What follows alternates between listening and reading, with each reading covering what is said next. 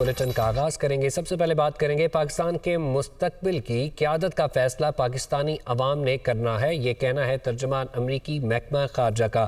ان کا مزید کہنا تھا کہ بانی پی ٹی آئی کے الزامات بے بنیاد ہیں۔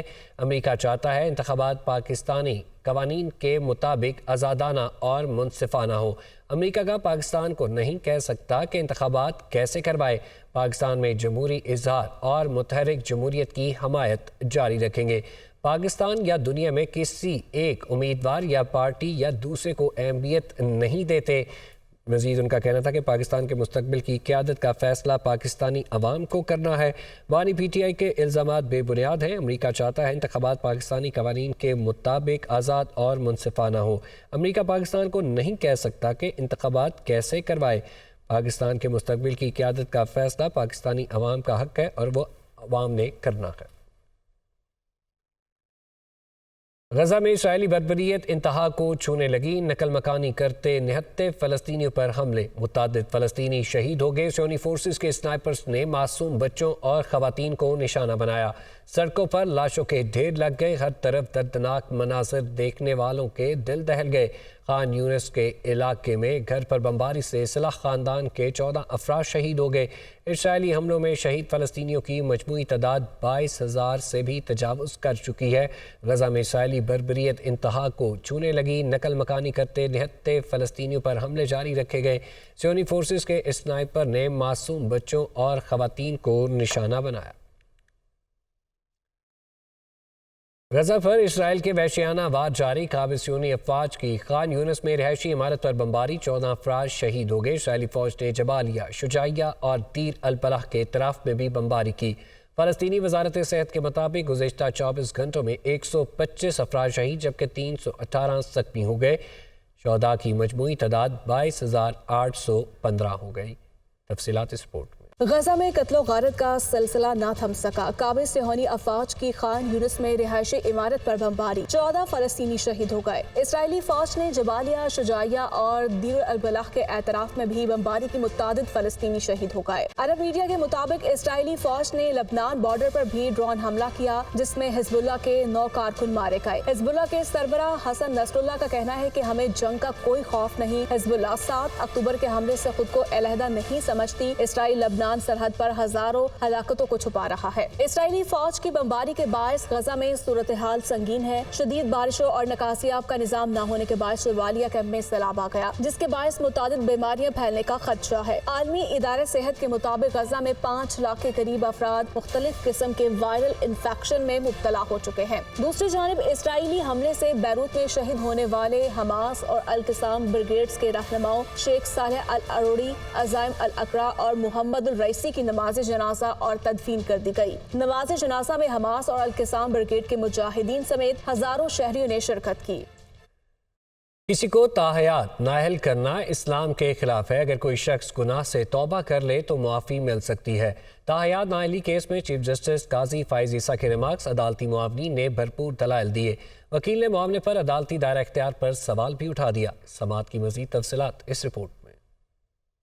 سپریم کورٹ میں 62(1)F کے تحت تاحیات نااہلی کیس کی طویل سماعت، عدالتی معاونین عزیز بھنڈاری اور فیصل صدیقی کے دلائل، ریما عمر نے تحریری جواب جمع کروایا۔ سماعت آغاز پر وکیل خرم رضا نے عدالتی دائرہ اختیار پر سوال اٹھاتے ہوئے کہا، آرٹیکل 62(1)F میں کورٹ آف لا درج ہے، سپریم کورٹ نہیں۔ جسٹس منظور علی شاہ نے ریمارکس دیے کہ کاغذات نامزدگی میں غلط بیانی پر کہا جا سکتا ہے کہ آپ امین نہیں، مگر یہ تو نہیں کہا جا سکتا کہ آپ ساری زندگی کے لیے انتخابات نہیں لڑ سکتے۔ چیف جسٹس نے استفسار کیا کہ جب تک کوئی جھوٹا ثابت نہیں ہوتا ہم کیوں فرض کریں کہ وہ جھوٹا ہے؟ کون ثابت کر سکتا ہے کہ کوئی شخص صادق اور امین ہے؟ وکیل عثمان کریم نے جواب دیا، یہ تو خدا ہی کر سکتا ہے۔ چیف جسٹس نے کہا کہ ترامیم بھی گن پوائنٹ پر آئیں، 3 ڈکٹیٹر آئے اور سب کو اٹھا کر پھینک دیا۔ عامروں نے صادق اور امین کی شرط اپنے لیے کیوں نہیں رکھی؟ جنرل ایوب نے میرے والد کو بھی نااہل کیا تھا۔ جسٹس منصور علی نے کہا، نااہلی کی مدت کو 5 سال تک کرنا ایک آئینی چیز کو کنٹرول کرنے جیسا ہے۔ جسٹس جمال مندوخیل نے پوچھا، کیا جعلی ڈگری پر نااہلی آرٹیکل 62(1)F کے تحت ہوگی؟ عدالتی معاون फैसल सिद्दीकी ने कहा आर्टिकल 62(1)(f) में डिक्लेरेशन देने का कोई तरीका कार नहीं दिया गया।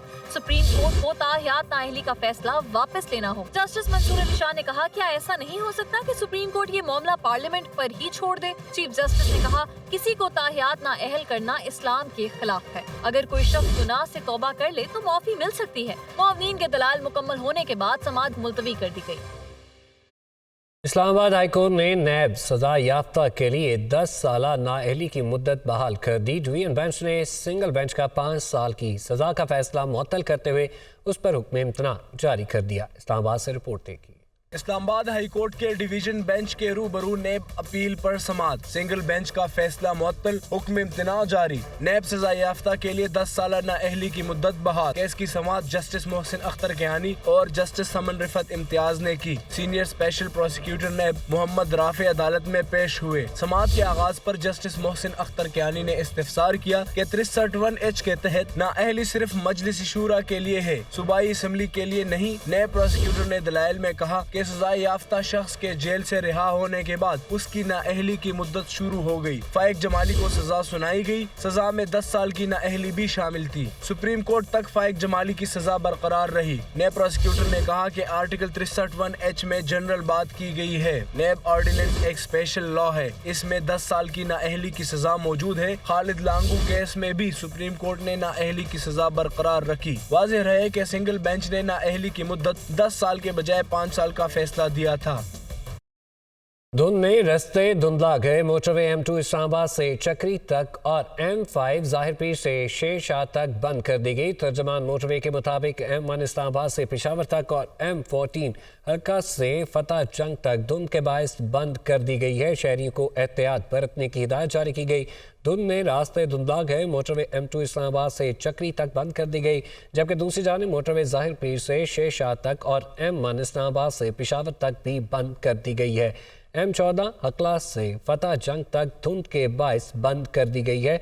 शहरियों को गैर ज़रूरी सफ़र करने से एहतियात बरतने की हिदायत की गई है। शहरियों को हिदायत जारी की गई है कि गैर ज़रूरी सफ़र ना करें। FBI का मुल्क के 5 बड़े शहरों में रिटेलर्स पर टैक्स लगाने का फैसला। इस्लामाबाद, लाहौर, पेशावर, कराची और कोयटा में रिटेलर्स की सालाना आमदन पर 10% से ज़ायद एडवांस टैक्स आयद किया जाएगा। मुल्क भर के 35 लाख दुकानदार FBR के रडार पर। रेवेन्यू बढ़ाने के लिए टैक्स लगाने की स्कीम तैयार। हुकूमत से ग्रीन सिग्नल मिलने पर इत्तलाक होगा। FBR ज़राए के मुताबिक स्कीम के तहत पहले मरहले में इस्लामाबाद और 4 सूबाई दारुल हुकूमतों के रिटेलर्स पर टैक्स लगेगा। एडवांस टैक्स दुकानदार के साइज के मुताबिक माहाना की बुनियाद पर इकट्ठा किया जाएगा। पहले मरहले में 5 शहरों से 100 अरब रुपए इकट्ठे किए जाएंगे। दूसरे मरहले में टैक्स का दायरा कार मुल्क भर में तमाम शोबों से मुंसलिक कारोबारों और अफराद तक फैलाकर 300 अरब रुपए हासिल किए जाएंगे। खबरें आपने जानी। न्यूज़ स्टूडियो से फिलहाल इतना ही। मज़ीद खबरों से बाखबर रहने के लिए देखते रहिए दुनिया न्यूज़, क्योंकि ये है खबर की दुनिया।